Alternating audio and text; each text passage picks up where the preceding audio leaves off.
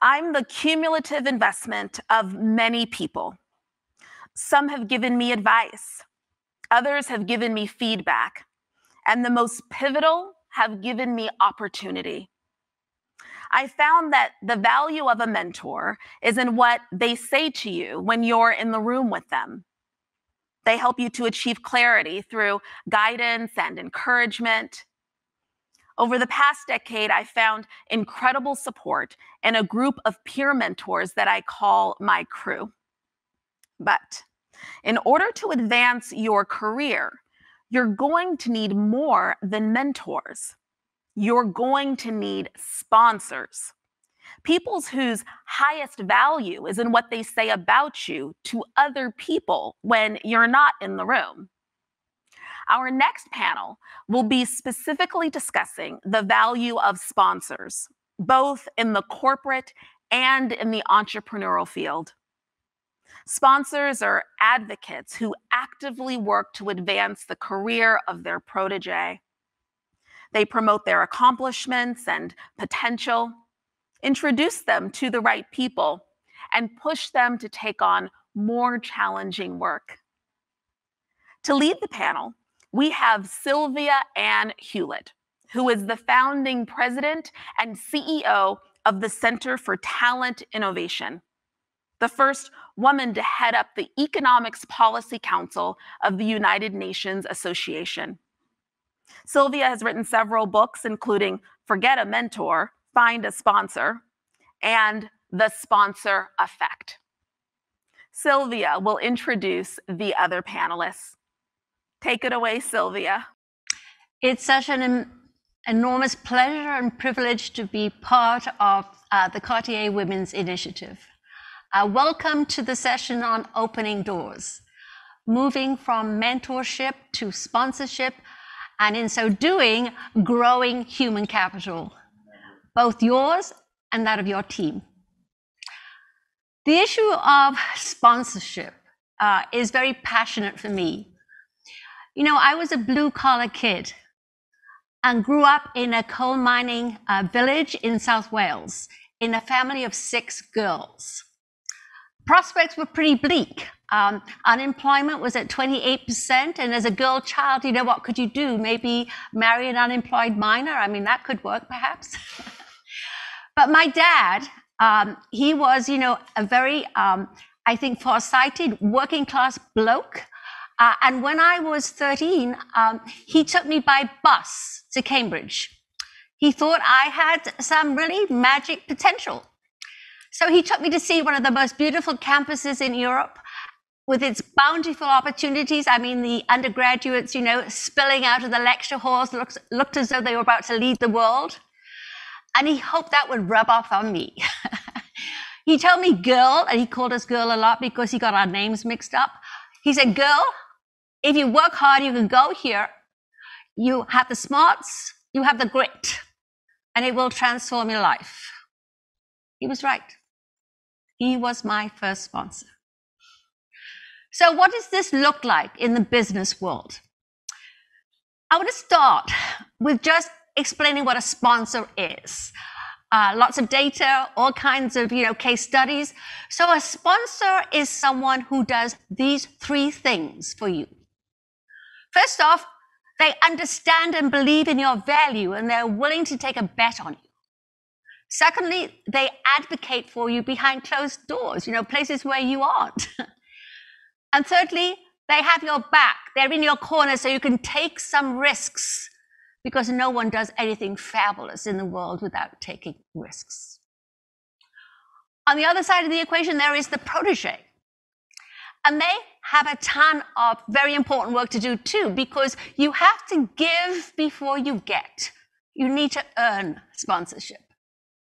So first off, stellar performance, that's table stakes. You know, that is the #1 thing that a sponsor is looking for. Secondly, trustworthiness, right? Because you don't want to be sponsoring someone who's bad-mouthing the team on social media. I mean, that doesn't work. And thirdly, a value add, something distinctive, maybe an amazing knowledge of the Chinese marketplace, or you are a kind of whiz in social media, something special that the rest of the team does not have. So what we're talking about is a reciprocal relationship where a senior and a more junior leaders, right, forge an alliance to drive value together. The problem is, of course, that women don't tend to have these relationships. Only 13% of women in the US with, say, BA degrees ever get a sponsor. Mentorship is much more common. 60% of women have mentors. And mentors can be great. You know, they're terrific for self-esteem.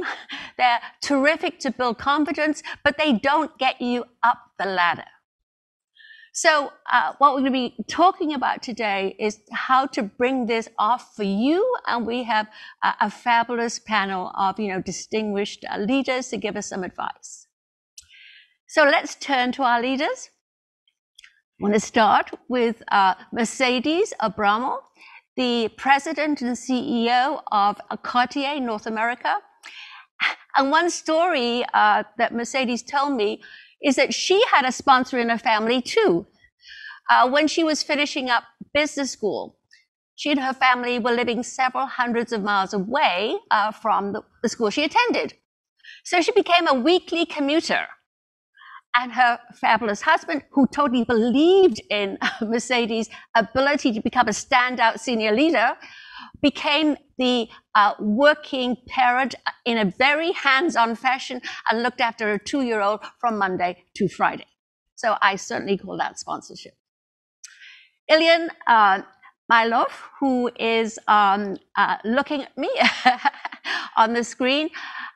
Ilian is a Bulgarian economist and dean of INSEAD. And I think two things which are very interesting about Milo: he's an amazing male ally. In fact, he got the award by the UN Women's Singapore branch.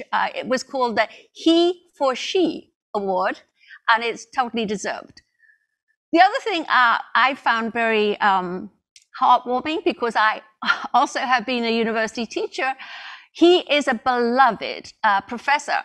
In fact, one group of students composed and performed something called the Rhapsody for Milov, which went on to YouTube and had quite the audience.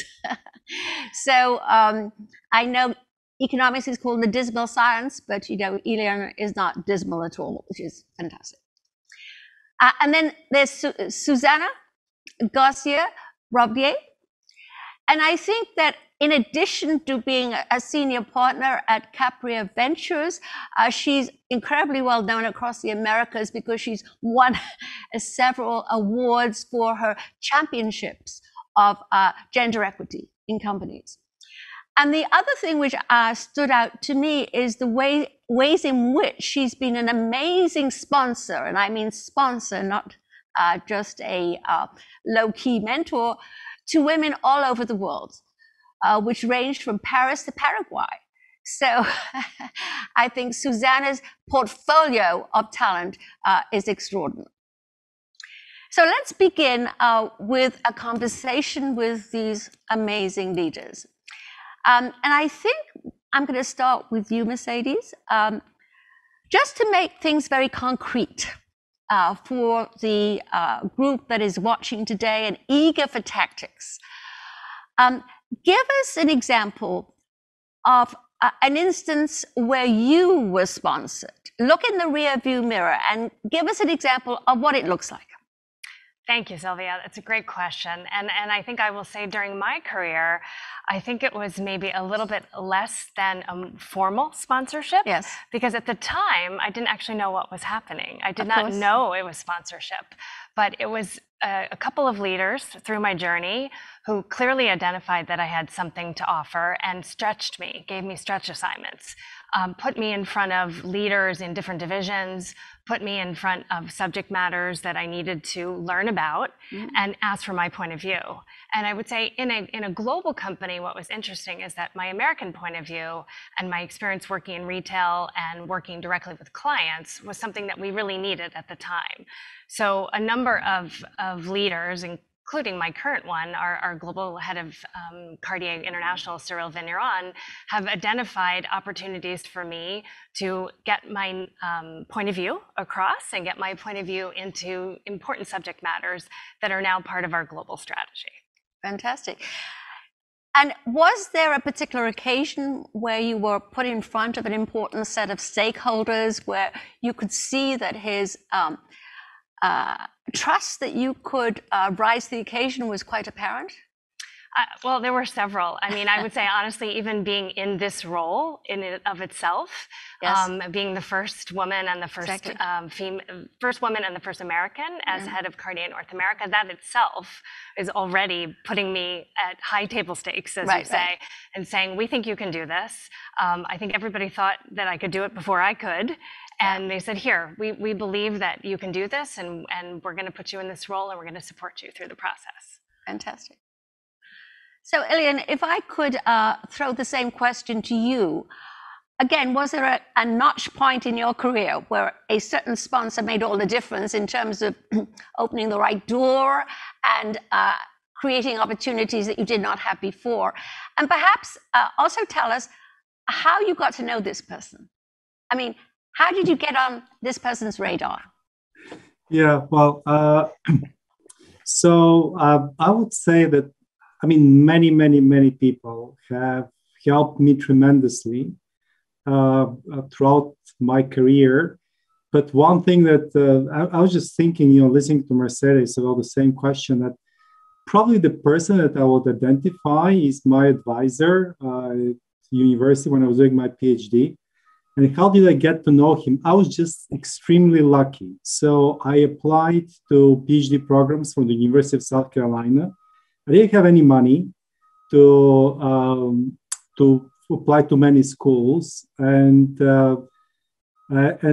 on the 5th of December, still remember the date, the deadline for applications was the 6th of December. I decided, okay, let me just call Princeton and ask them, will they waive my application fee, which was $60, but I didn't have the money. So I called them and they said, yeah, of course, I'll just write a letter. So I applied, I got into Princeton. They felt sorry for the poor Bulgarian, and they said, well, you know what, here is your scholarship, but also we understand you need more money. You can come and work for 1 month before the school starts as a research assistant. So I arrived at Princeton August 2nd, 1992. I go to the Department of Economics, and there is this assistant in the department, and she says, yeah, you'll be working now for 1 month with Ben Bernanke, who was my advisor.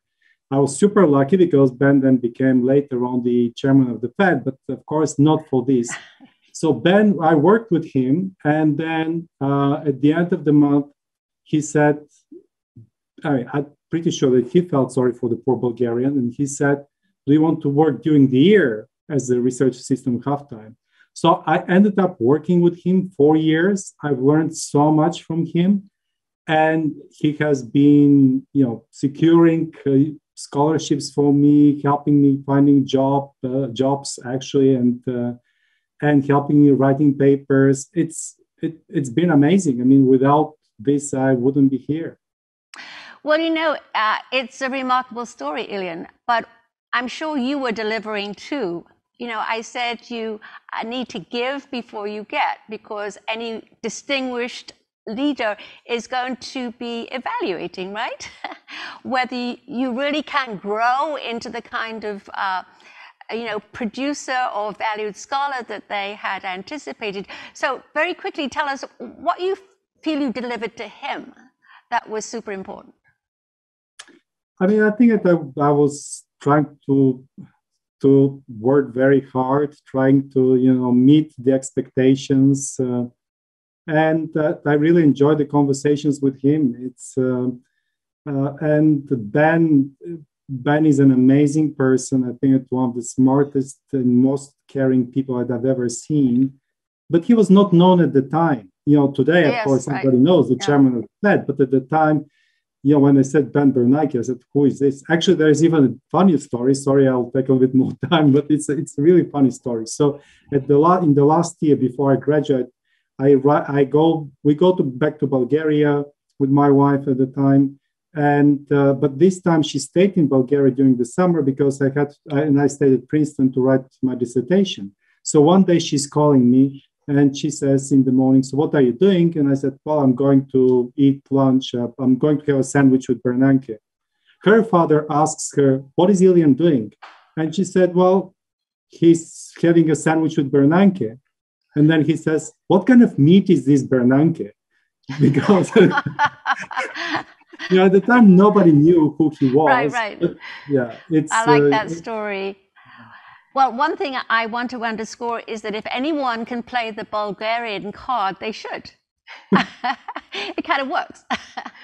So, Susanna, turning to you and looking at the other side of the coin, you as a sponsor, right?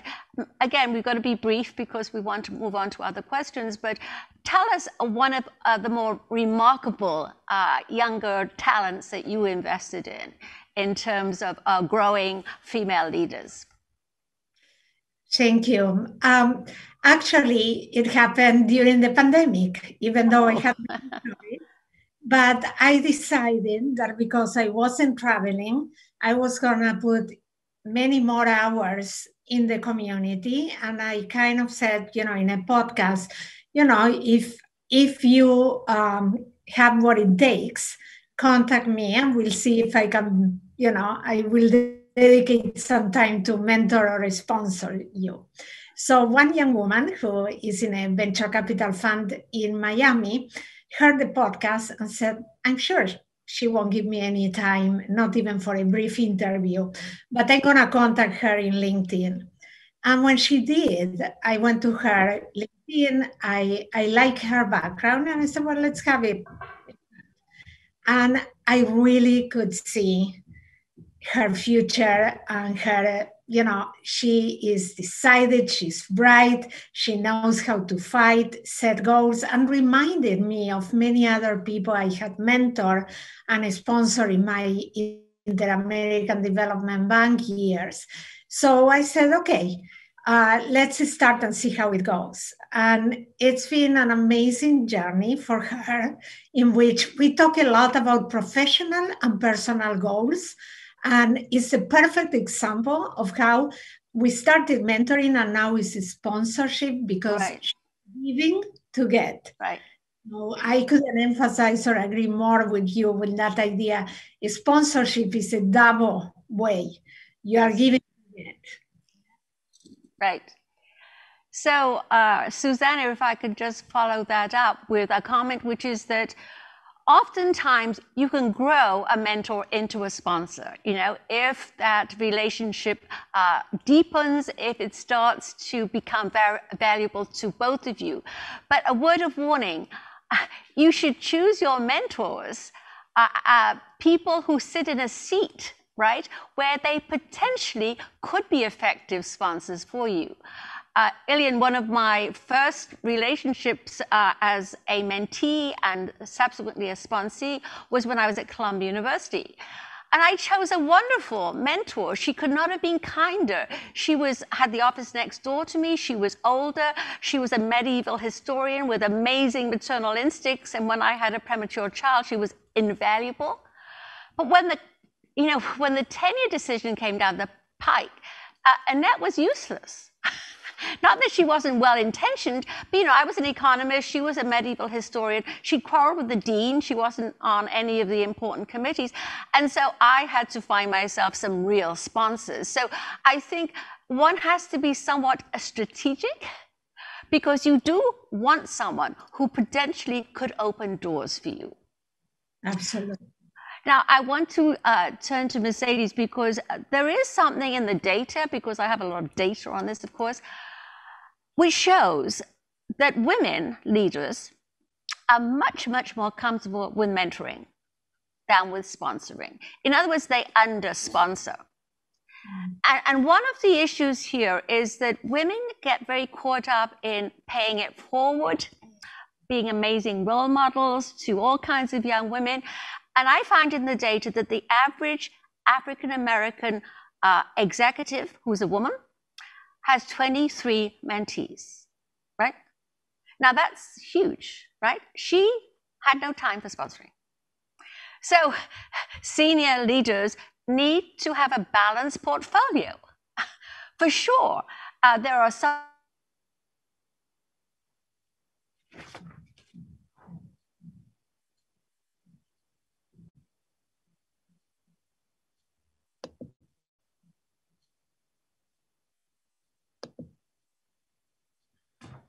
team and in you. It has to be reciprocal. And if that happens, the wonderful thing is there's enormous payoff for the leader as well as the more junior talent. For instance, a woman who has a sponsor has a 45% greater chance of getting to the next rung in the ladder than a woman who does not. But a leader who proactively has a posse of extraordinary talent, you know, delivering like crazy for the team and for themselves, also gets a bump when they are a sponsor. Whereas if they're just a mentor, they're essentially giving it all away, right? They're out of the goodness of their hearts.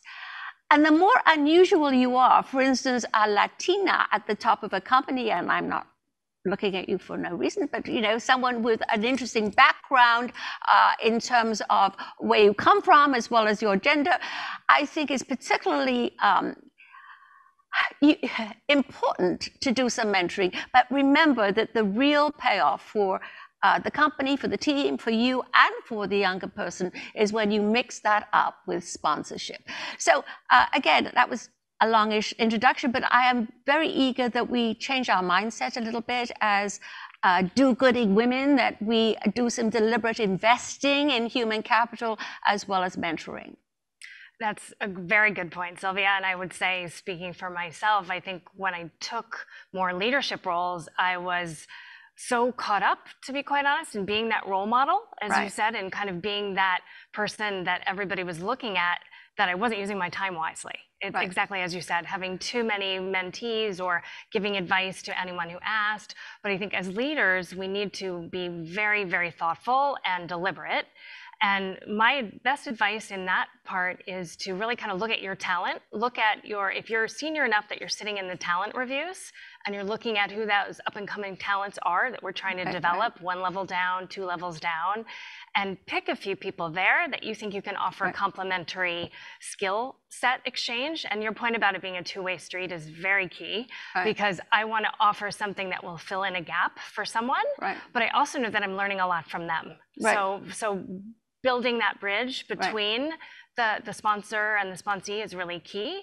And like you said, you know, taking the time and investing, and I think you said early on, trust is really important. Enormously important. Exactly. So figuring out before you invest a huge amount of time, is this a person that I do think I can build that long-term relationship with? And values need to be aligned, right? Yes. This is relationship capital after all, and that's terrifically important.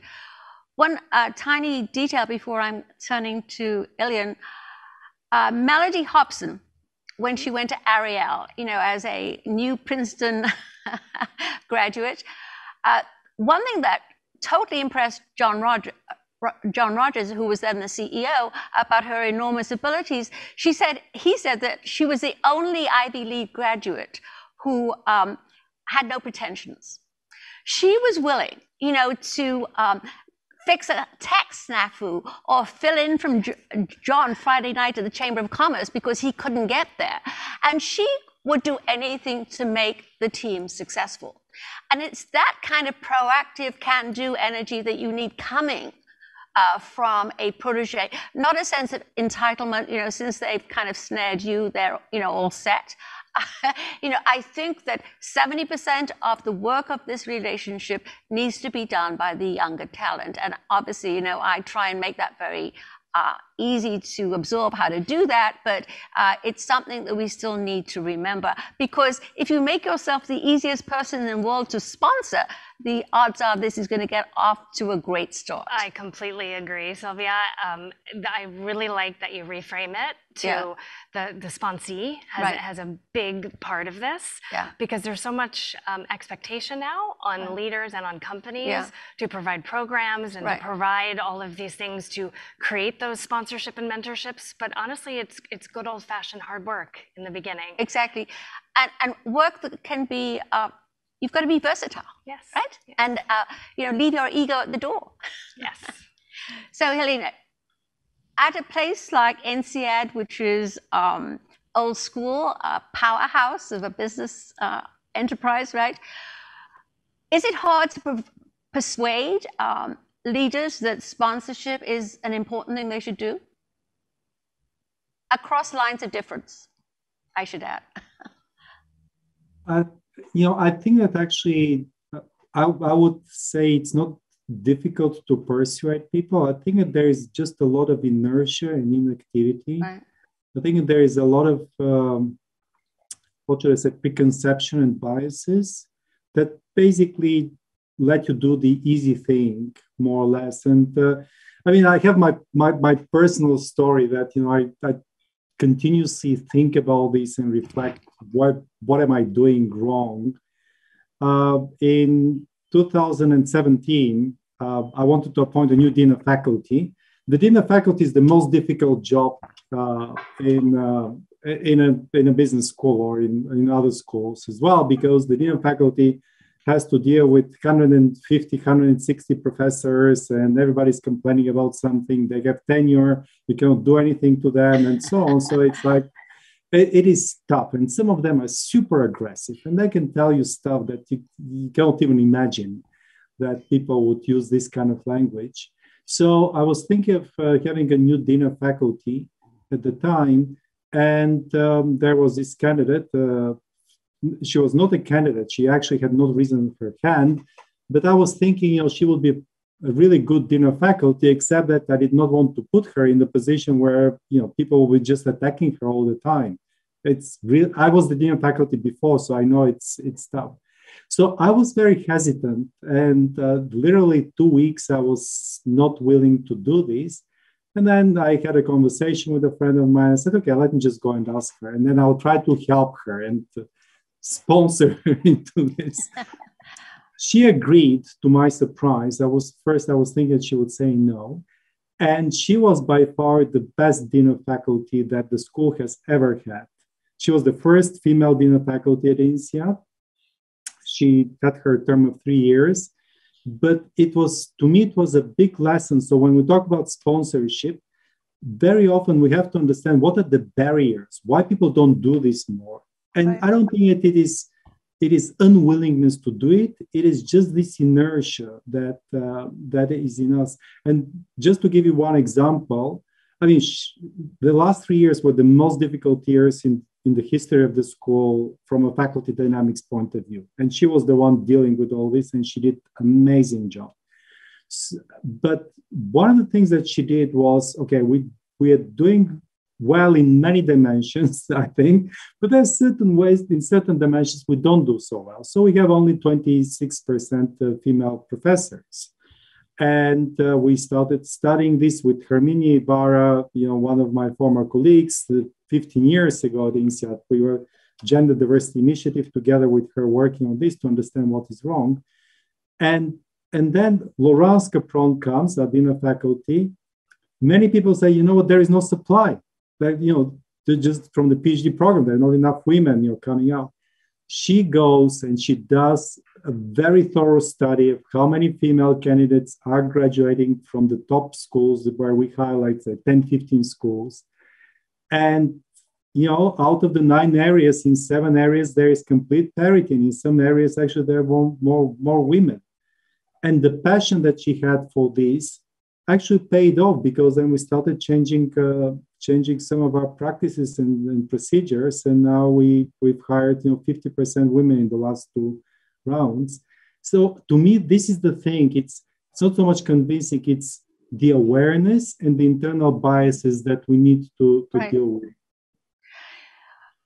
That is very powerful. And, we know that one reason why senior people gravitate towards white guys is it's a mini-me thing, right? It's them just much more comfortable, trusting folks who look like them.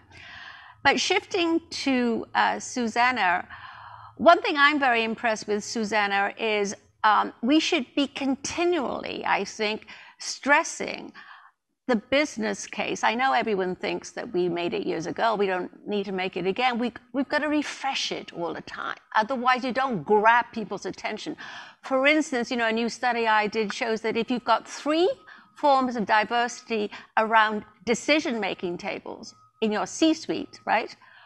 There's a 45% increase in your ability to expand market share. Because homogeneity is not a great strategy for growth, right?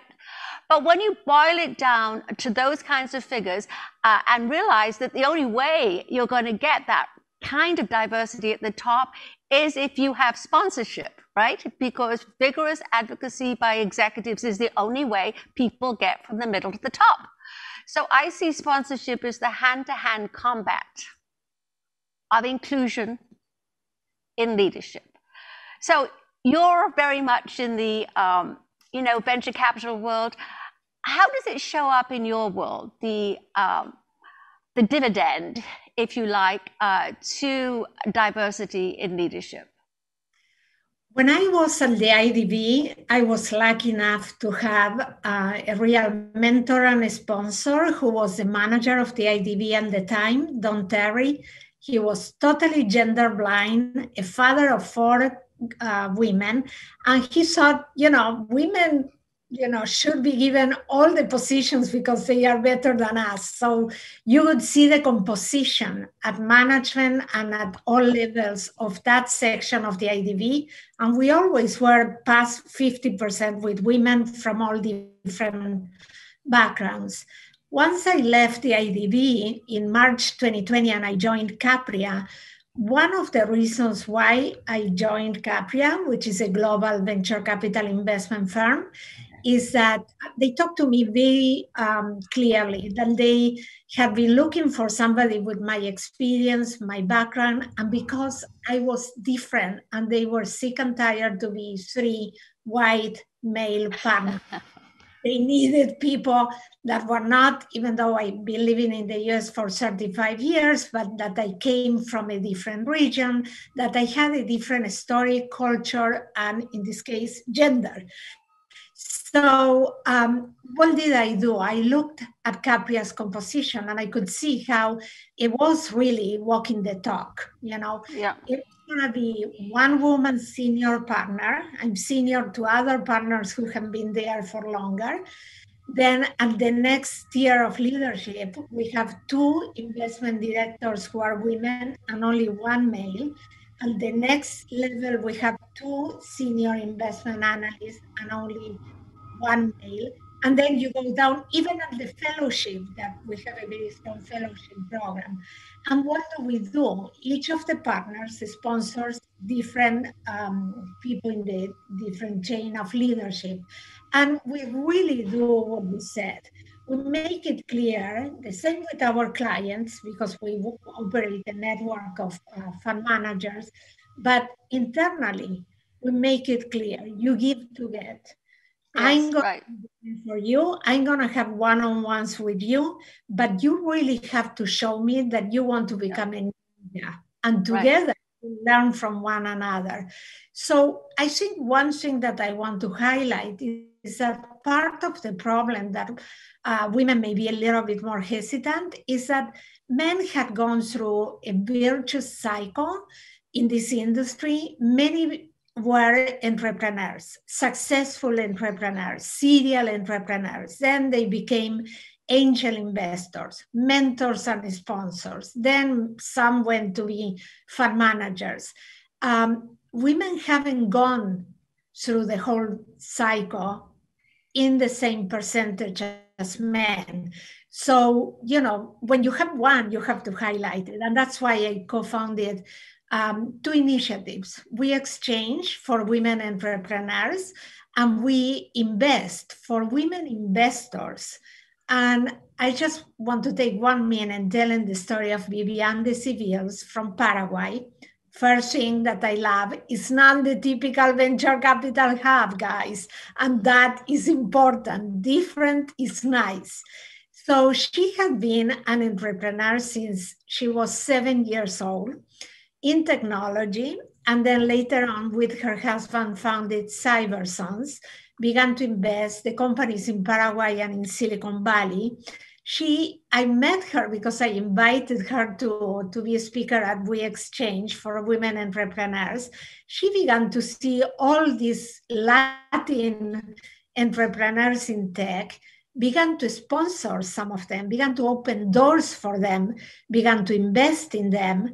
And, today she's a mentor and an investor to incredible women entrepreneurs, like one of them, the founder of Unima, which runs blood tests to detect different diseases. And she's Mexican, Laura Mendoza.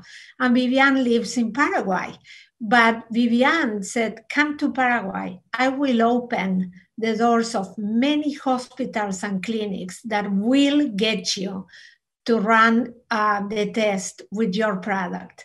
And after that, it became an investment, etc. So that power that some of us have is very important to really deflect the light that they are putting on us and give it to other people. And great story. A great story, Susanna. So we're going to take a couple of questions from the wider audience. So this is for you, Mercedes. For leaders who would like to transition from being mentors to becoming sponsors, and you're not sure where to start, how to proceed, how to kick it off? Thank you, Sylvia. Great question. And I highlighted this a little bit earlier. But first, I think you really need to be sure that you have the time. As a leader, our time is our most valuable asset. We have to allocate time to this topic. So then if you're part of the talent review in your company, you're looking at who are those up and coming leaders. How can we fill in skill gaps for them? How can we as a sponsor then offer something that they don't already have? And I think then it's about selecting one or two, and you made a point in one of our earlier conversations about choosing people that are different from you. Yes, and I think that's really, really important. And then, working on that rapport and establishing trust. And I think companies can have some formality around it, as you've said, but I also think it needs to be organic, and there needs to be a lot around that relationship building as well. Right. I mean, one can start this next week. Yes, exactly. I think sometimes a light touch matching can kick things off, but there's no substitute for investing in each other. One little kind of kick-starting tactic, which I find works very well, is that you, as a sponsor of a potential protege, you're not quite clear whether this is going to go to the sky or might just be a mentoring relationship. One thing you should do is ask for a deliverable, which is a list. This person should spend a whole weekend listing, pull the camera wide, put all of their assets, their valuable assets on paper, especially those that aren't on their resume. Then tighten it up to 6. Then tighten it up to 1, which can contribute to the team and the company this month. And then you have the person present it. You give them 15 minutes on Zoom. So they have to sell you on their most valuable asset that they have just developed, right? Not you, them. And I had an amazing example of this. EY rolled this out. It was a great tactic. It saved months of discussion because it got you to the place of value very quickly. It also made the protege proactive and had skin in the game from the get-go.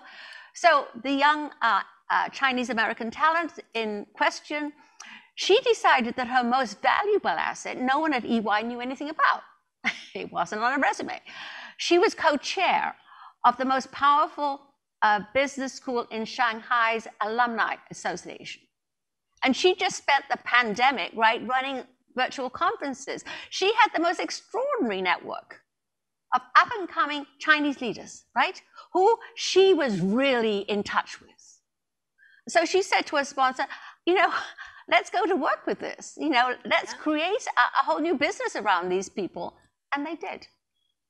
But it was this exercise that clued everyone in to this, hidden asset. Right. You're always looking for what is that differentiating factor that you have to offer that, as you said, no one knows about, or that the company really needs. Right. Yes. Yeah. Yes. So the next question. Is it a good idea to establish official sponsorship programs? So I obviously see what has worked and what hasn't, because I've been involved in about 60, but just, seat of pants, what would work at a business school, Alian? I mean, Sylvia, I think you're the expert here at asking these questions. I mean, you've written books on these things. You have so much experience. But I mean, I think at the end of the day, from what I know from your research and what I have seen also is that rarely official sponsorship works. It can work, but I think that it's more, if it is organically arising, if it is something that there is a match and people really believe in the sponsee and vice versa. And again, to me, it is like ticking the box. It's saying, tomorrow, okay, we have to have sponsorship and you sponsor this one, that one. And it's not, even with mentors, it doesn't work so well. And with sponsorship, where you have to put even more into this, it's more difficult. So, but yeah, that's my view. Right. So the evidence shows that you can do some light matching, particularly if there's a nomination process, particularly if the sponsor is involved and has some choice, right, et cetera, et cetera. The other thing we find is that once you have kicked it off, you've provided a pathway to sponsorship, but sponsorship itself will not really happen, right, until value is proved. And the ball is in the court of the protege. They have to demonstrate. And again, there's a whole, smorgasbord of tactics in terms of how you do this. They've got to show their stellar performance, their reliability, trustworthiness, right? And they've got to demonstrate the value of the different properties that come from their identity, their background, all this stuff that's not on your resume. And once that happens, it becomes natural. It becomes organic that the senior person, ups the ante and starts really investing in this person. But, Susanna, the last question that's coming from the audience is this just a private sector thing, right? Or is this, this happens in all organizations? One conviction I have is that we didn't just discover sponsorship. Sponsorship's been going on since the Stone Age, right? It's how power is transferred. How, who is tapped on the shoulder, who gets the baton next. And it always is passed. People retire, people die, power goes to someone else. So sponsorship is trying to make this more transparent, more accessible. So it doesn't just go to the mini-me's of this world. Yeah. And therefore, I think we're seeing this as, being much more open, putting numbers around it, and making it clear that all demographic groups need to have equal access to this magic of sponsorship. But again, Susanna, talk about your experience in perhaps the not-for-profit sector. Sure. At the IDB, which is a multilateral development bank, so private sector, we started the mentorship programs maybe 15 years ago. In the beginning, it was matched with a little bit of, in the younger employees, okay, well, is this going to work? So then we allowed them to have a roster and they could nominate who was going to be the mentor. And then they began to see that if they work, because it was hard work, they really had to come every time prepared to discuss certain things, to set goals, etc. So it was very telling. Some only used the year of mentorship and that was it. Others discovered that that mentor could become a sponsor, right, and a sponsor to go up the ladder precisely because of what you said. People that they retire, change. And the program began to be much more sought after because they would talk to other people and said, well, go to so-and-so. She helped win a promotion. Go to so-and-so. She gave me a good recommendation that got me out of headquarters into the country I wanted to go to. Right. So word is spread. So I would say, it's very important because I could think of all the mentees I had during my years at the IDB. And I have to say, half of them became sponsees, and I really helped them. And others were much more passive, took the mentorship, and after a year, I would find her in the cafeteria and say, how is it going? Fine, fine, I have another mentor. Did she Yeah. much as the one who took sponsors? Definitely not. So you have to have that hunger, and that hunger happens in private sector and in public sector. Exactly, yeah. That's a very good example, yes. Last warning, I would say, is that more and more what I saw in the public sector is that you had a lot of people, even like me, that were intra-entrepreneurs. We may be, in a frame that is public sector, very organized, etc., but you still can have a lot of initiatives and a lot of hunger to do things outside the box and to stretch yourself. Yes. So I'm coming back to you, Mercedes. The final question here is, what corporate gems out there you feel have tactics or practices that appeal to you in terms of what might work in this culture, or indeed in the leadership initiative? Do you see some recent kind of energy in this space that you find appealing? Oh, great question. I think it's a conversation that we're all going through. Yes. The women of Cartier Women's Initiative are great examples of now people who have been developed either from venture capitalist mentors or from corporate mentors. I think the world is much more open now to people going out and doing things on their own.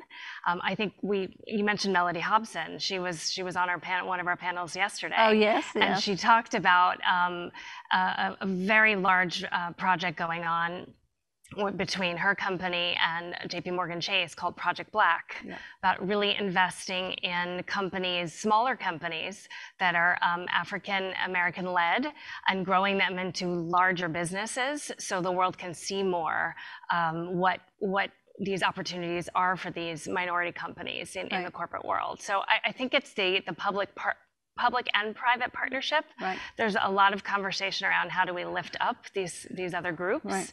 And I think the pandemic has caused us to sort of challenge all of those norms. Yes. And we're looking all as companies and I think as societies to figure out how to work towards the future for that. So Right. I would say it's a work in progress, and I'm looking for all companies now to really even take a look at what they did that worked and figure out how to transition to this new normal that we're in. Yes. On that note, there's some very interesting experimentation with sponsorship via Zoom, which is actually fantastic for global companies, right? I mean, we can't assume people will ever be co-located in ways that were true, say, 30 years ago. So I feel that this is a permanent change, which is why the example I gave in terms of figuring out your most valuable assets is absolutely something that can live on Zoom. And it's it's not a second best way of doing it. It's a wonderful way of doing it, because if you're tasked with presenting your top pick in terms of, why you're on this planet in this industry, and you get your leader's attention for 15 minutes, people who make that a magical 15 minutes are obviously leaders in the making. Yeah. So obviously, I've been writing a little bit on doing this remotely as well as in person. And then the final thought I had is that many companies do not want cumbersome, bureaucratic, kind of intricate programs these days, especially since in the end, this is something that needs to grow organically, this thing we call sponsorship. So my favorite pick in terms of corporate examples, American Express, under Ed Gilligan, who was president for many years, did something amazing with sponsorship, in that he made it a leadership capability which was going to be evaluated, right, for the top 500 executives at the company. And the rule of thumb was that each leader in that band had to have a portfolio of proteges, 3 in all, and 2 of them could not look like you, which the executives loved because obviously it was followed with a much more introductions to various talent pools, but it gave them a sense of choice. And of course, depending on what their their business division needed, it could be global Asian talent, it could be the LGBT marketplace, which is huge for American Express recently because they did this. But it's been enormously successful, and it has transformed the numbers at the top. But it was so simple. I like the simplicity. I agree. I very much like the making it part of the capabilities and developing it as a skill for leaders. Yes, and then incentivizing it because part of their bonuses was attached to whether they did this well. Right. So I think a final thought from each of you would be wonderful. And let's go reverse this time. Susanna, just a final short thought. Well, I think women have to find their own voice to become leaders. So I would encourage you to think of 2-3 topics that represent your voice and that people would recognize that you in that thought if they hear you or read what you put. So I would say what my mother used to tell me: you're the director and producer of the film of your life. So you chart your way and then find others on the way to help you get there. Fantastic. Elian. You're also the main actor in that film, I guess, besides the director and the producer. Well, I think that what I've learned through these conversations is that it's a two-way street. So many of the viewers probably are candidates for being sponsees and be active. And what Sylvia was saying in the beginning is important. For the sponsors, I really like this phrase because I think this is what is missing. Develop it as a leadership capability, because it's not just let's do it. You have to develop, you have to give the tools to explain to these people what it means. And there's, to me, the biggest issue today is that there is a lack of awareness. Right. But I can tell you one thing from my experience. If you do it, it's just so good when you see the success. It just, you feel so rewarded by the success of your mentee or sponsee in this case. So, right. Fantastic. Just do it.